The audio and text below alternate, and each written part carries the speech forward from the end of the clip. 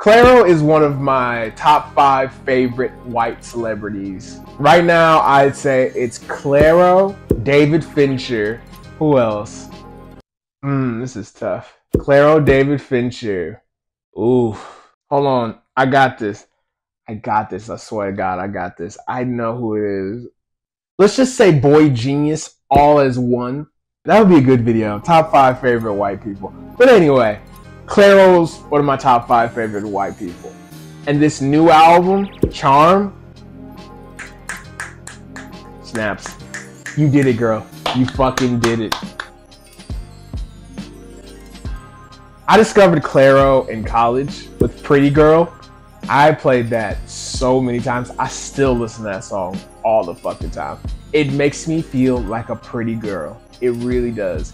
And the whole narrative around it, her recording it in her bedroom, the mythos of it, how it's been argued whether or not it was actually a hit or if it was boosted by record label execs. My definition of industry plant is as follows. Musical acts who are made to seem as if they came upon their following through natural means, when in reality, they are boosted up by their label, and without their label, no one would care. Clairo is not an industry plant. Lil Nas X is not an industry plant. People genuinely like their music.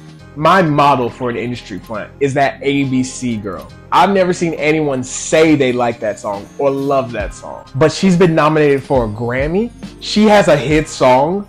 I haven't heard a song from her since, and she got nominated for a Grammy. That's an industry plant. Clairo is not an industry plant. She's a Nepo baby, for sure.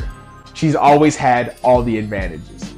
But I think people genuinely gravitated to her music. There was no buying of fans. There was no buying of streams. There was no boosting. There was no fake internet trend. It was all real.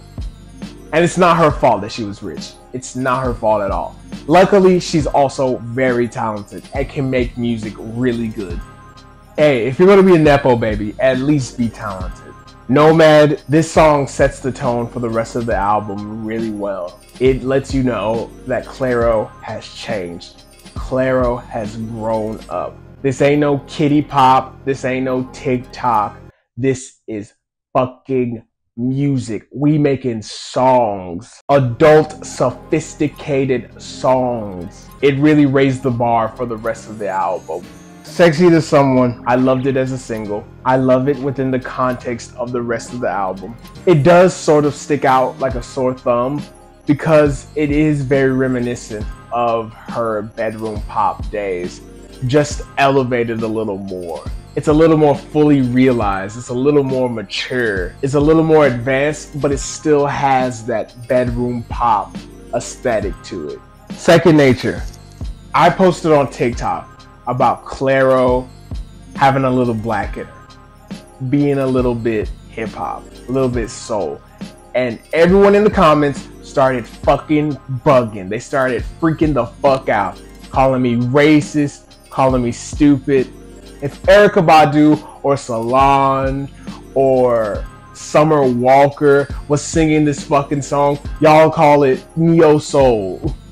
This is a soul song. The drums, the rhythm, it's a fucking soul song. I'm not accusing Clairo of appropriation. I'm just saying this sounds like a soul song. Slow dance. The instrumentation across this album is so next level, but it doesn't flex on you how next level it is. You don't feel as if Clairo wants you to know how hard she worked on this album.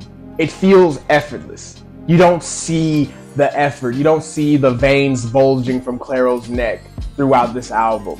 There's a lot going on, but you don't feel like a lot's going on. It all feels so seamless and easy and effortless. It's cool. It's fun. It's not trying to scream at you, this is a soul album. This is beautiful instrumentation, right? No, it just is. It just exists. Thank you.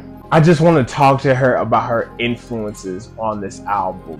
I hear so many different great artists. Elton John, Diana Ross, Aretha Franklin. I just love to sit down with her and ask her about these artists and how she feels about them and how they've influenced her.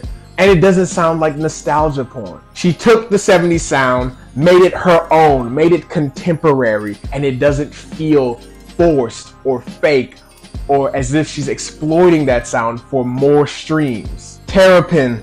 This sounds like something Kanye would produce for Alicia Keys. And I'm not saying that Clairo's an appropriator at all. In fact, the fucking opposite. Clairo, you did such a good job. Clairo, great job. I love this. This is amazing. Give me more of it. If I could have $10 million worth of this song, I would pay it easily. I want Clairo on West Side Gun albums. I want Clairo on fucking Boldy James albums. Alchemist, Clairo, let's link the fuck up, please. Juna? Delicious. Ah, this song is heaven. This song is so good. You make me wanna go dancing. You make me wanna try up in the red. You make me wanna. This song is just dopamine. This song just makes you happy. If you're feeling sad, listen to this song. This is pretty much one of my favorite songs of the year. Might be pretty damn close to being my song of the year. Clairo got in her bag and just wiggled around and came out with this song. Add Up My Love. Another jam. Another fucking jam. This album never gets too far outside of itself. Clairo had a really clear mission for this album, and it never ever diverts or divulges from a very straight path, and that's really difficult to do. Echo, a nice little hippie jam. Makes you want to go and frolic through a field of flowers, get a white dress and a bunch of white women, drink your own period blood. Glory of the Snow. There's no bad songs on this album. Songs are either good or great. She doesn't miss on this album at all. Pier 4. A nice note to end the album on. Very folk influenced, very sad. Not as soulful as the rest of the cuts on the album, but soulful nonetheless. But a different kind of soulful. A different kind of soul music. A different kind of sound. And it's still good. It's still very strong. Clairo's only 25.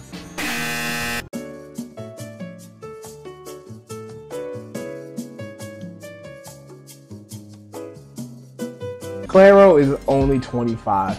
She has so much more living and growing and evolving to do. This is the beginning of her career. We're still in the nascent stages of her career. And she's already this good. She's already this fully realized. She's already this fully formed. She's been good for years. She's been great for years. But this album is a whole different level. This album is all-timer type shit. I'm not saying masterpiece. I don't want to say masterpiece this soon, but it's really fucking good. It's easily one of my favorite albums of the year. She's underrated in my opinion.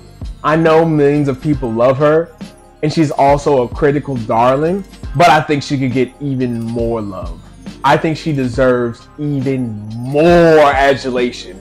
She's that fucking good. And all the other white girls, I love them too. I love Phoebe Bridgers. I love Faye Webster. I love them little sad ass white girls. But Clairo kind of different. I've been saying that for so long. Clairo is on a different level than them other sad white girls. Cause they have lanes. Clairo's a more versatile artist than them girls. Clairo can do rock and roll and R&B. Clairo can do soul and folk. I hate to pit these girls against each other, but you know, it's a competition. We live in a capitalist world. Evidently, there's not enough room at the top for everyone, so we have to kill each other to get there. Clairo is fighting against all these little white girls, and I think she's the best. I do. I really do. And I think 10 years down the road, we're going to be looking back and saying, man, she was the best the whole time. We should have just put the crown on her head from the jump. 10 years down the road, she's still going to be cooking. She's still going to be churning out amazing albums like this one. I'm looking forward to everything she does. I have $10 billion of Clairo stock, and I ain't fucking selling. Ever.